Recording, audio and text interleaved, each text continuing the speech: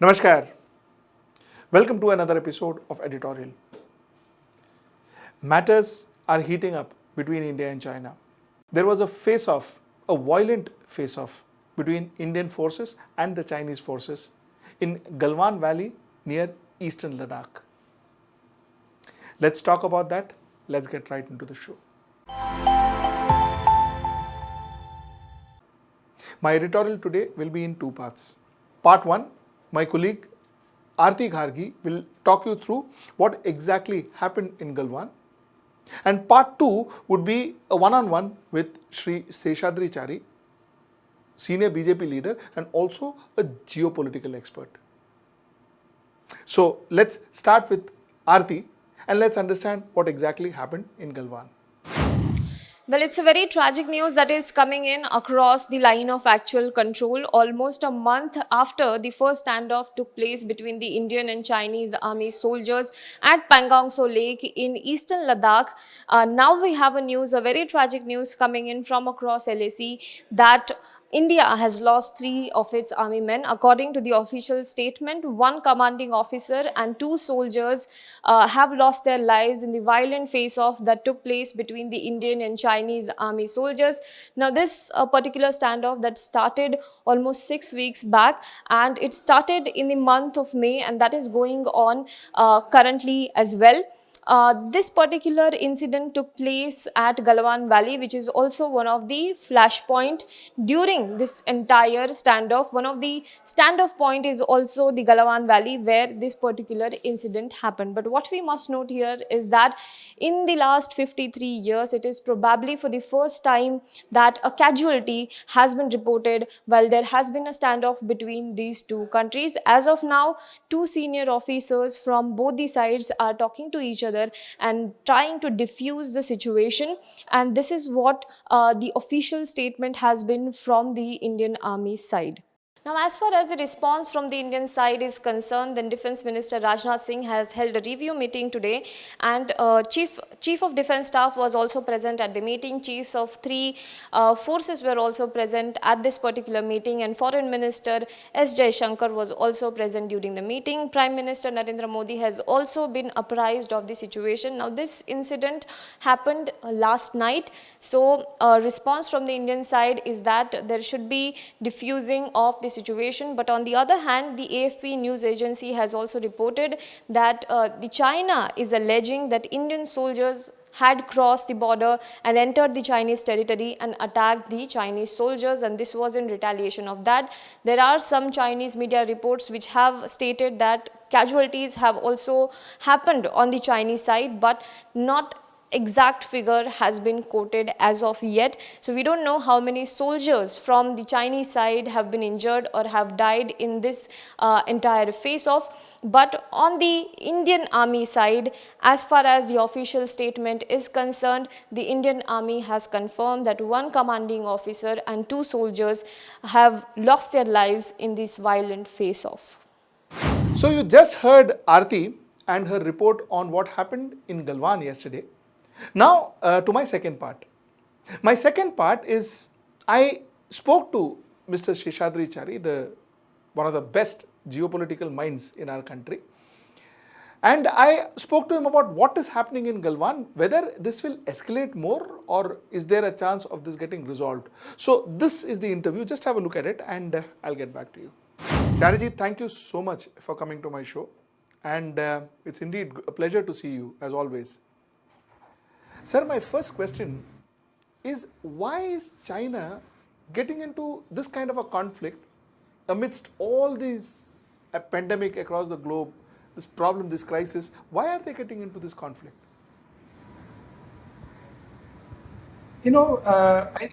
I think China's policies are not time specific because they have a strategy. They work out a strategy and work according to that particular strategy. Now, in Doklam, they worked out a particular kind of strategy because they wanted to come into the area which was what you call specifically Tibet centric. So there was a tri-junction which was actually a meeting point between India, Bhutan, and Tibet. And because China has occupied Tibet, it means India, China, and Bhutan. That point was very much important for them because from there they could directly build a road to Gilgit-Baltistan. So that point was very important for them. And they were also planning a railway line from there. Now, after that, of course, uh, Wuhan meeting took place. Now you come back to the present standoff. You know, the present standoff is Darbuk, Shayab, Daulat Beg, Oldi is the area. Now, this Daulat Beg Oldi area, if you look at the map, you should remember one thing.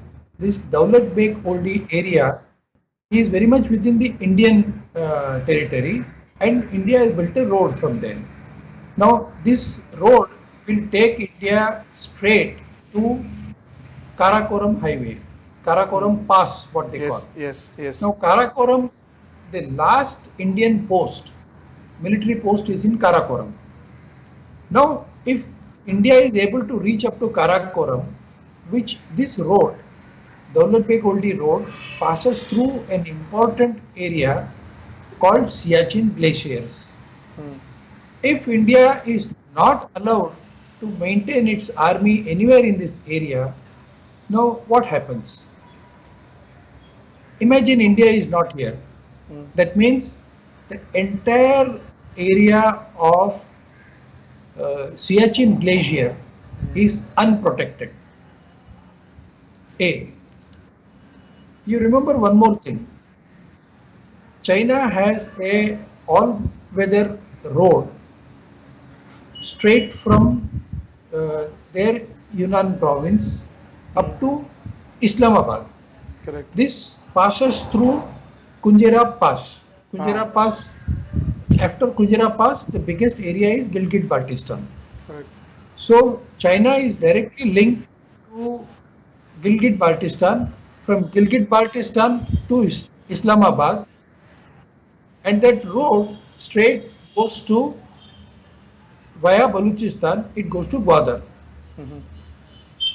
So this whole area becomes very important for China to construct not only a road but also a railway line, a wagon railway line, so that they can have movement of goods from Indian Ocean straight into China. So whatever China is doing with a strategic purpose.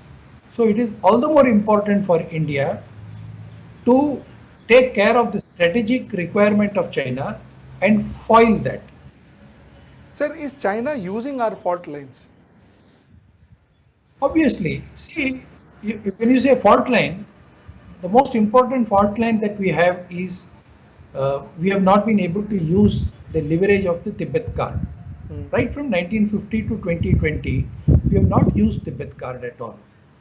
That is one of the fault lines. I think we should have kept that idea alive for all purposes. In 1947, when India became free, we did not have any border with China. In 1950, when China committed an aggression on Tibet, we went to England. Pandit Jawaharlal Nehru consulted Clement Attlee because we thought that it is Great Britain which knows more about Tibet and China than India. So Great Britain advised that, look, you cannot fight China. You cannot militarily support China. Therefore, don't get into that. Just let China take over Tibet, but see to it that they maintain autonomy. We went and told China in 1953 that you should give autonomy to Tibet. You sit in Tibet, but don't take away the autonomy. China did not even bother. In 1959, they completely took over Tibet, and Dalai Lama had to come to India.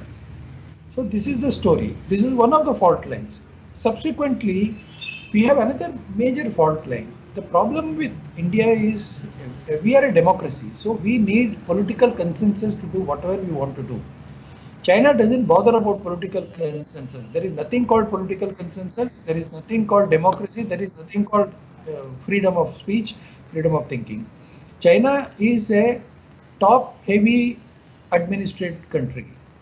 the heaviest person in China is at the top. So he doesn't have to bother about what is there at the bottom. Correct. Whereas we need political consensus. Sir, but So then, these are some, yeah. sorry. Sir, then also the fact that there has been a lot of talks amongst the opposition that the government has not been very transparent about what is happening with China and what is happening in the border. Isn't that also a factor that we don't have political consensus in our country? No, it's not only the part of the government. I think both government and the opposition parties will have to sit together and find a solution to all these problems. See, the Congress party has been ruling this country for more than 50, 60 years, except for a few 2 years of Janata government and Vajpayee government, and now the Modi government. If you take all these things, it is only 6 plus 6, 12 plus 2, 14 years. So what is important is the Congress party has got stalwarts, Congress party has got people who have dealt with these issues, and I think it will be fair on the part of the government to have some sort of an all-party gathering or meeting on this issue. Sir, let's keep politics aside for today's discussion. Let's get into another very important factor on One China policy. Sir, what exactly, can you explain this One China policy and where do we stand on this one, sir? See, the whole idea of One China policy has always been a nebulous one. There is nothing called One China. If you remember one thing, you look at the history of China, the Boxer Revolution started in 1900. During the Boxer Revolution, there was no Communist Party. During the Boxer Revolution, the whole revolution took place. There was a pandemic in China pre-1900. Yes. And a lot of people died in that pandemic. So the workers, the Kisan or the peasants in that area, they thought all this pandemic is because of the Christian preachers and whatever they are preaching against us. Christianity was very popular in that area because there was a lot of Christian priests in that area. So it became a agitation against foreigners, agitation against Christians, agitation against the priesthood. That is called the Boxer Revolution. Go back to history. Now, what happened after Boxer Revolution? Slowly, the political situation changed, and then Chiang Kai-shek government came into power. Till about 1931, it was Chiang Kai-shek government. After that, the Communist Party started, the Long March started, and 1949 there was a revolution, and Mao Zedong led that revolution, and he became the leader of China. Now, the first thing that Mao Zedong did and said was that I am the real China, People's Republic of China is the real China, and ROC, that is Republic of China, should be dismissed. Don't accept it. From there it all started. And then in 1950, Chiang Kai-shek had to run away. He went to Taiwan. Until 1971, United Nations did not accept China as the member. It was still Chiang Kai-shek, Taiwan. And even as late as 1998, 1999, US was dealing with Taiwan. It was only in 1971 that the PRC, what we call the People's Republic of China, got into prominence. But even then, the One China policy was not accepted throughout the world. Therefore, we should remember one thing, that when we talk of One China policy, this One China policy has nothing to do with Tibet. In the whole history of 100 years, from 1900 to 2020, no discourse is there as far as One China policy and Tibet are concerned. It's a totally different issue. Sir, why does China get so nervous when you talk about One China policy? See, that is because that is the fault line of China. Taiwan has never accepted China as an important mainland country. Hong Kong was under the British rule, and the Britain said that it is for Hong Kong to decide whether they want to remain independent or join with China. And Hong Kong never joined with China. Hong Kong wants to remain separate. Taiwan also wants to remain independent and separate. These are the commercial capitals of China. Otherwise, if you, from the whole of Chinese commercial map, the economic map of China, If you remove Hong Kong, if you remove Taiwan, what is there? Correct. Beijing is the capital. Correct. Otherwise, they have got huge manufacturing facilities all over China. So, if these two elements are taken out of China, China's GDP will fall by almost 20%. Correct. That is the importance of these two areas, and that is why China is very touchy as far as these two areas is concerned. Another area which China is very touchy is about Tibet. See, when China came to Tibet, China had no border with Bhutan. China had no border with Nepal. Correct. China had no border with India. It was only because of taking over Tibet that China got a border with these three countries. What is your prediction, sir? Where will this face-off escalate or will this die down? No, I don't see this phase of escalating because India has taken a very strong position. India will not allow China to get away with the kind of strategy that they are working around as far as reaching Indian Ocean region through Karakoram Pass is concerned. And probably China does not want India to take any suo moto proactive action as far as POK is concerned. So the crux of the problem is not what China is doing in Ladakh. The crux of the problem is POK. The crux of the problem is Tibet.